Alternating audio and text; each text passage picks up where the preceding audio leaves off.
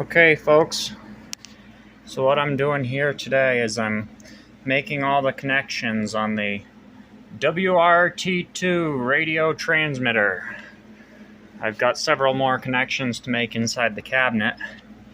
I've got all of these, the rest of these, got most of these done. These are just grounds here, so I'm going to ground those to this. This is the grounding lug along here. And up top in the amplifier, I believe I've got some missing screws on some of the terminal strips that I've got to go and replace and make a couple more connections. But this unit I'm working on the bottom here is part of the power supply. So yeah, I've got a little bit more to do on the top of this power supply. And I can bring my 220 in later after.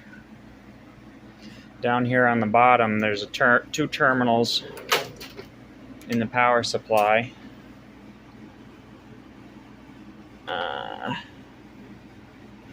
Down in there, I've got to fish some wire in and bring my power in. Runs on 220. The neat thing about this unit is you open it up for servicing. They've got the captive screws, of course, as all good things do. But I'll show you something interesting about some of this military stuff is the way they mount it in the chassis. Pretty cool.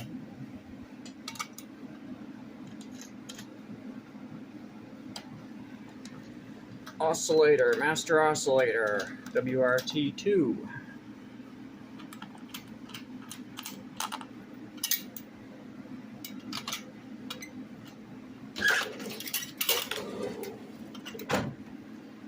So, when you get your cabinet completely slid out, this is the first one I did this morning, these terminals here. What you can do with these, which is pretty cool, you pull this pin and then the thing rotates for servicing. You can rotate it, all these drawers can rotate 360 degrees.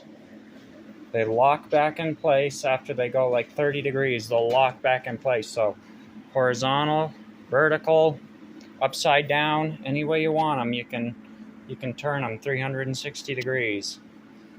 There's also a lock on the other side.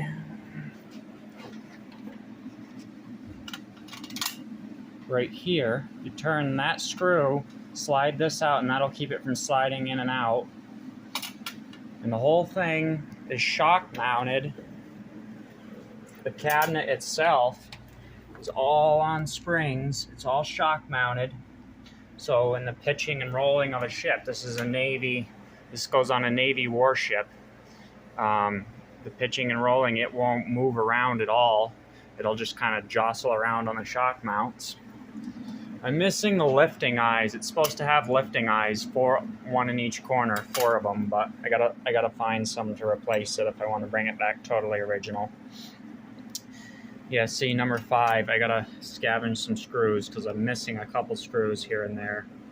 But I've got some terminal strips I can take the screws out of, so pretty cool. Top cover, everything's labeled too, so when they were manufacturing it, they'd know what was what. You can see what each terminal on the terminal strip did. Yeah, it's quite the thing. So yeah, there's just a couple tubes. This, you just pull the pin and it rotates. It's locked. Pull the pin again. Rotate it back to vertical.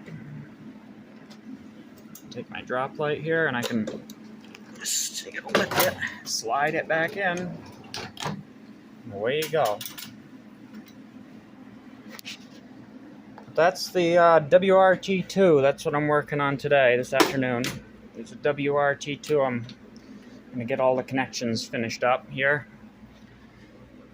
And this is the modulator power supply, amplifier power supply, bottom unit. This has the most connections in it out of any. It's tons of them. I think there's 66 of them, I guess. 66 of them. I'm not sure if there's any on the bottom or not. I got to rotate it after. It needs a little tender loving care. The mice have been in it in the past, so. But I did see a power supply come to life when we bought it, so when I bring my 220 in, I'm going to power this sucker up and see how it works. A lot of fun. Thanks for watching.